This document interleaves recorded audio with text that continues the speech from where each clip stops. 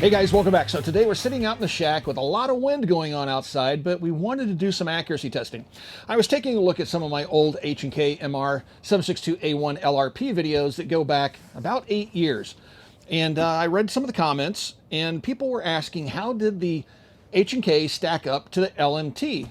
And I thought, you know what, that might make for an interesting video. So we drug both rifles out here this afternoon to do some shooting with them to see how they perform. Now we'll go over in high level detail the features of each of the rifles. They're pretty comparable feature wise, and then we'll do that shooting and we'll see which one groups the best with factory match ammunition. We will be using Federal gold medal match 168 grain, 175 grain, and maybe a couple rounds of some 185s. So with that being said, let's get started with today's video. Take a closer look at the HK MR762A1 LRP, which is also known as the M110A1 in U.S. military circles, the CSAS program rifle that brought OSS to the forefront. And then we have the LMT sharpshooter.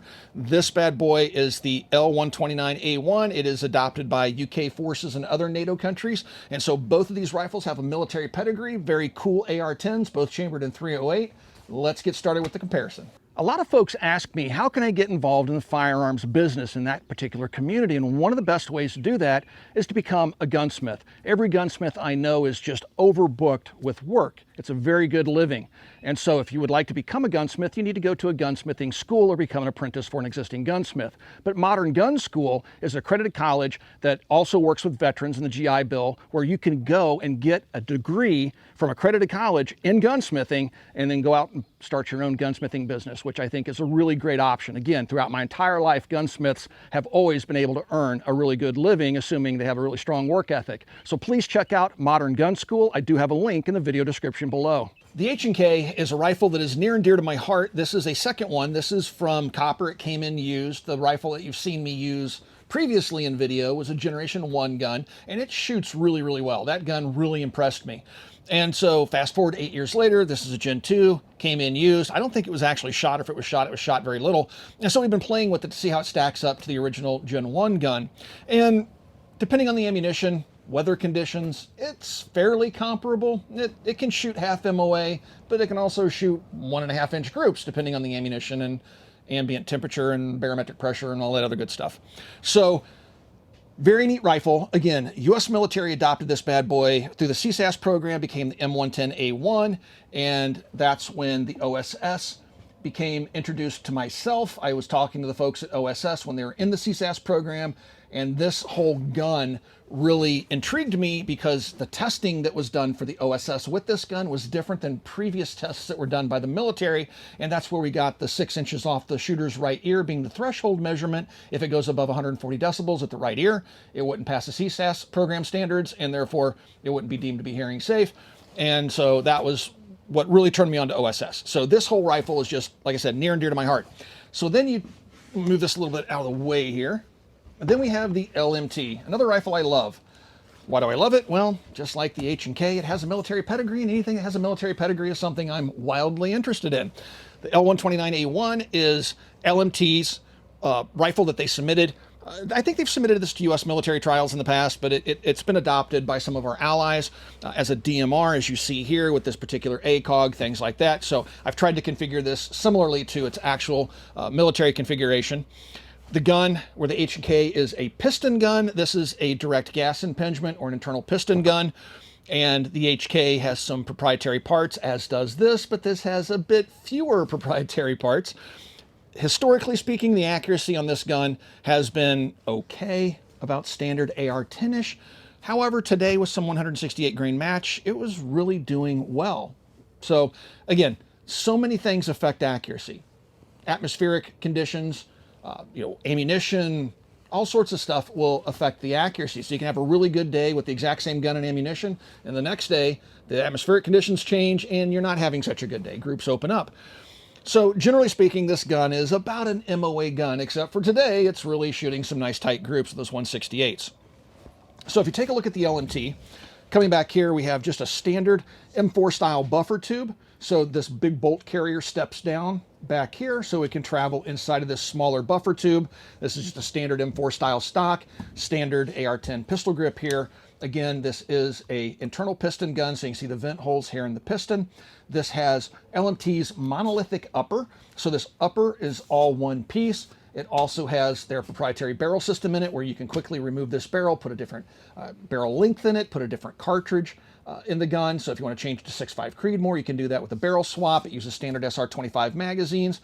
And so it's a really, really nice gun. Out here on the end, we have just a standard Surefire suppressor on it in flat dark earth, which attaches to the factory muzzle device. And this gun is pretty much in its factory trim with the exception of the optic and the suppressor.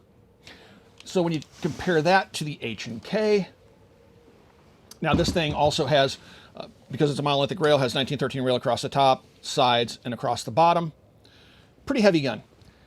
The HK has evolved over time. They've gone through different rails and stuff. They finally settled on a standard M-lock versus their own HK key mod and their own proprietary panels that they've used in the past. So this is a nice touch. It's now flat dark earth with a mag pull pistol grip back here. And then it has its stock, which is adjustable.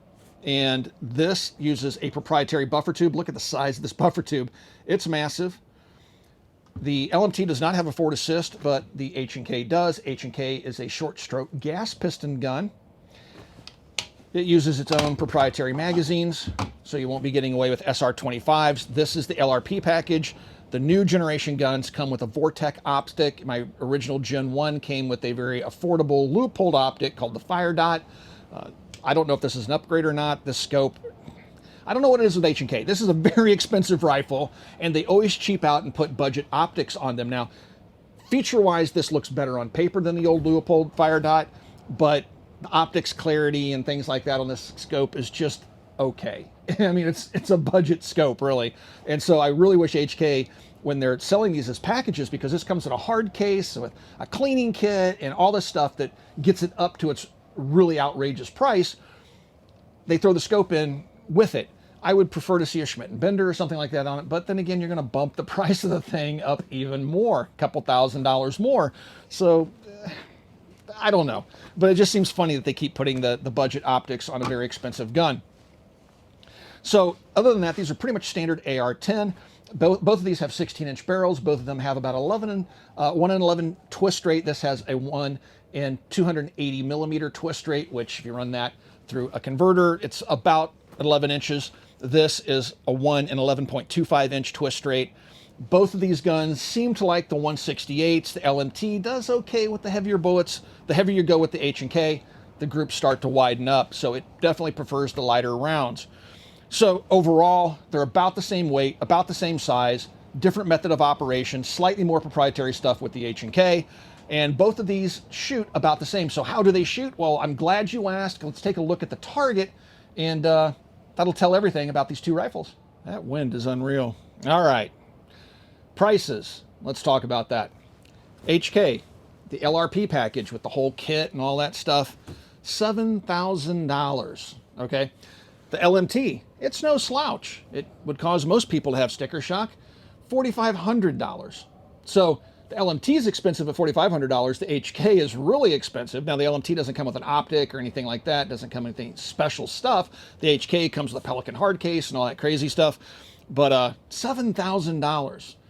Does it shoot like a $7,000 rifle? Because for $7,000, you can get a G8 precision bolt gun that will literally put them through the same hole. So how do they perform?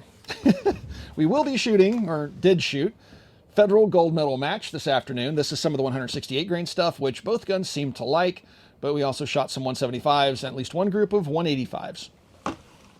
Now, we're reusing cardboard. This is an old target from a previous video, and we put targets on the other side of it. That's why you see holes down here. The groups that we're going to be measuring are all on the pasty, and ignore the other holes because that's from the targets that we shot last time on the other side. All right, so let's start off talking about let's talk about the LMT. So LMT, we started off, I shot some 175 grain rounds out of it, and that gave me a group of, and we're just shooting 3-shot groups because I'm running kind of short of ammo, 1.4 inch group, okay? Come over here, a 168 grain gold medal match, 1/2 inch, 0.48 of an inch. And this is center to center. 168 grain, 0.74 inch, again, sub MOA. LMT 175 grain, 1.2 inches, right about MOA. And then we're going to get into the H&K. So the gun is capable of sub-minute accuracy, but with the 175s, you're definitely going to see those groups open up a little bit. With the 168s, looks like it's going to group the best. The H&K.